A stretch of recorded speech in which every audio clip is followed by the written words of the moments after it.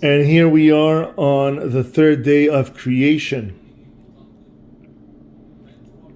The main creation of the third day was the realm of plants, the terrestrial plants as well as the plants of paradise, of Gan Eden.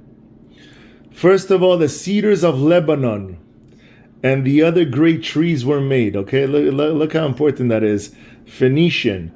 When King Solomon, Shlomo HaMelech, built the temple, he took the best trees, the cedar trees, from where? From Lebanon. In their pride at having been put first, they shot up high in the air. They are big, strong, beautiful trees. They consider themselves the favorite among plants. Then God spoke. He's like, I hate arrogance and pride, for I alone am exalted and none beside. And he created the iron on the same day, the substance with which trees are felled down. And you know what the beauty of it is? You know what the irony is? It's funny. Irony is that it's the wood that is carrying that iron on top to cut down the tree. So when you see an axe, it's 99.9%, unless it's a cheap plastic or whatever the case is, but 99.9%, it's a wooden shaft holding the iron axe to cut down the tree. So on the same day that these trees felt exalted and proud, God created the iron that will not destroy them, that will cut them down. We don't like to destroy things, that will cut them down. And the trees began to cry. And when God asked the reason of their tears, they said, we cry because thou hast created the iron to uproot us. All the while we had thought ourselves the highest of the earth, and now the iron, our destroyer, has been called into existence. God replied, what did God say to that? You yourselves will furnish the axe with a handle. Without your assistance, the iron will not be able to do aught against you. Once again, haughtiness takes away the kedusha. God cannot reside in anything or anyone that is haughty, that is arrogant, that is proud. Being proud is very important, absolutely. I'm proud of myself, but to be proud to the point where you think you're superior, then God will bring the demise of you that same day. So this is very nice to see. On the third day, he instructed the trees to bear fruits after their kind with the seed, especially as trees are inclined of their own accord to divide themselves into species. The most important work done on the third day was the creation of paradise. So we see that hell was created before Gan Eden. Paradise, Gan Eden, had two gates of carbuncle from the entrance to paradise and 60 myriads of ministering angels. So again, let's try to imagine what paradise looks like. 60 myriads of ministering angels keep watch over them. Each of these angels shines with the luster of the heavens. So all these angels are shining and filled with light. When the just man appears before the gates, the clothes in which he was buried are taken off him. And the angels array him in 7 garments of clouds of glory, and place upon his head 2 crowns, one with precious stones and pearls, and the other with gold of Parvaim. And they put 8 myrtles in his hand, and they utter praises before him, and say to him, go thy way, and eat thy bread with joy. Okay? So that's the person that just passed away. Now they lead him to a place full of rivers, surrounded by 800 kinds of roses and myrtle. So just imagine the beauty of this garden. It's like Jardin Botanique times 1,000,000,000. Each one has a canopy according to his merits, and under it flows 4 rivers, one of milk, one of balsam, the third of wine, and the fourth of honey. Every canopy is overgrown by a vine of gold, and 30 pearls hang from it, each of them shining like Venus.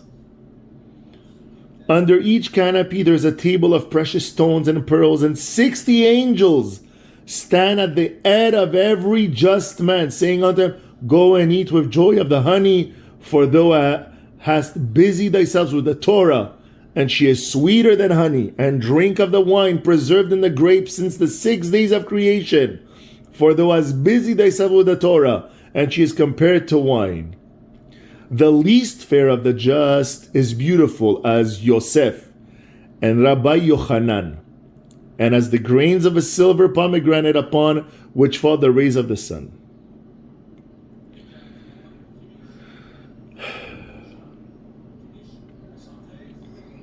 So these are the stages that the justs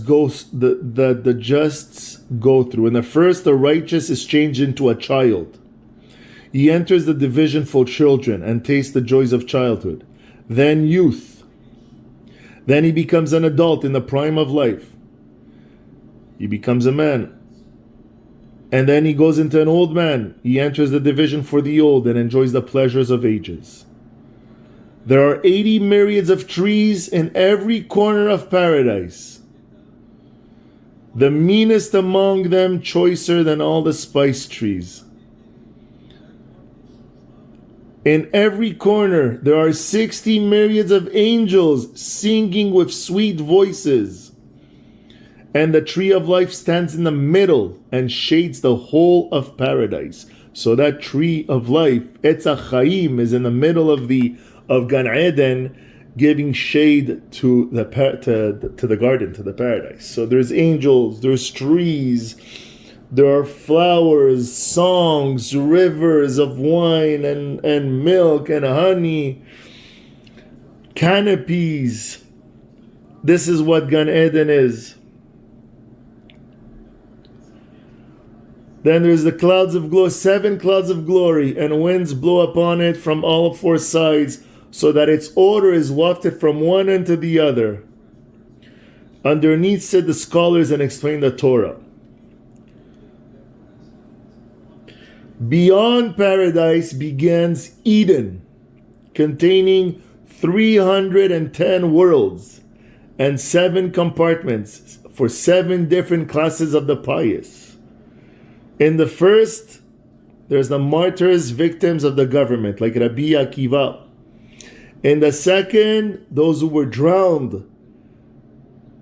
In the third, Rabbi Yochanan ben Zakkai and his disciples. In the fourth, those who were carried off in the cloud of glory. The fifth, the penitents, who occupy a place which even a perfectly pious man cannot obtain. In the sixth are the youths who have not tasted of sin in their lives. And the seventh are those poor who studied Bible and Mishnah and led a life of self-respect, decency. And God sits in the midst of them and expounds the Torah to them. So God is in the 7th world, 7th compartment, if we could say, teaching these lowly people that still study Torah and Mishnah, and He studies with them. There are 7 divisions of paradise.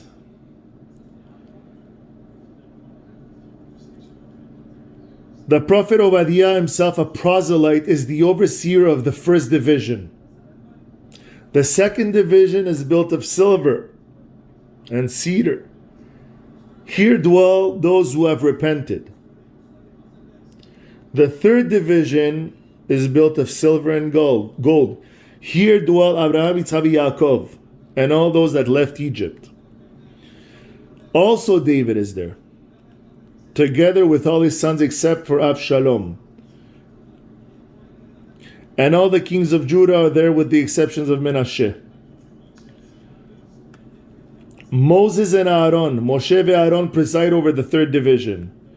Here are precious vessels of silver and gold and jewels and canopies and beds and thrones and lamps of gold, of precious stones and of pearls, the best of everything there is in heaven. The fourth division is built of beautiful rubies, and its wainscoting is of olive wood. Here dwell the perfect and the steadfast in faith. The fifth division is built of silver and gold and refined gold and the finest of gold and the glass. You see, it's getting more fancier and fancier. So who lives in this thing? Let me see. Gold and refined gold, and through the middle, and perfume and more. The coverings of the silver and gold, purple woven by Eve, and of scarlet and the hair. Here dwells the Messiah, Mashiach, none other than Mashiach. With him is Eliyahu and Navi. He takes the head of Mashiach and places it in his bosom and says to him, "Be quiet, for the end is near." On every Monday and Thursday, and on Shabbat and holidays, the patriarchs come to him, and the 12 sons of Jacob, and Moshe, Aaron, David, Shlomo, and all the kings of Israel, of Judah, of course, because there was a Pilug HaMamlacha. And they say, "Be quiet and put trust in thy Creator, for the end draweth near," meaning that he cries, he weeps. He's like, when is it my turn to come down and save this world? And they're telling him to be quiet.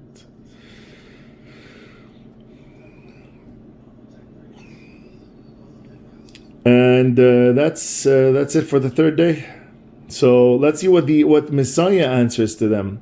So how long before the end comes full wonders? When will thou bring us life again? And from the abyss of the earth lift us. The Messiah answers them, "Go to your fathers and ask them."